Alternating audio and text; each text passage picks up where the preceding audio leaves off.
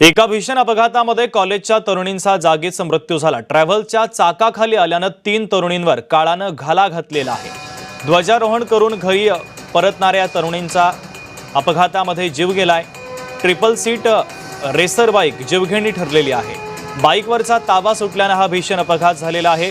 हिंगणघाट येथील बिडकर कॉलेजजवळ हा भीषण अपघात झालेला आहे। प्रमोद पानबोडे आमचे प्रतिनिधी जोडले जात आहेत त्या बातमीच्या संदर्भातली अधिकची अपडेट देण्यासाठी। प्रमोद,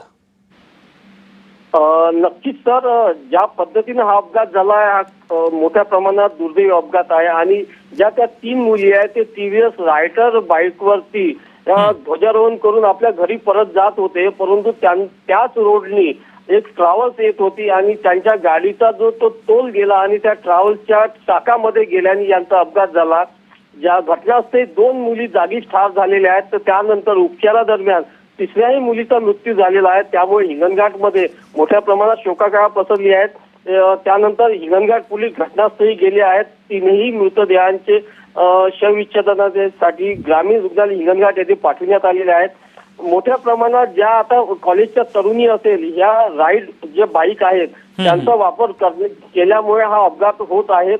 एकंदरीत पोलीस विभागाकडून बोलल्या जात आहे की ह्या ज्या बाईक आहेत त्यांची स्पीड कुठेतरी कंट्रोल करावी असं पोलीस विभागाकडून आवाहन करण्यात आलेलं आहे। अगदी प्रमोद, अत्यंत महत्त्वाचे अपडेट या अपघाताच्या बातमी संदर्भात पोहोचवलेले आहेत। तुर्तास धन्यवाद।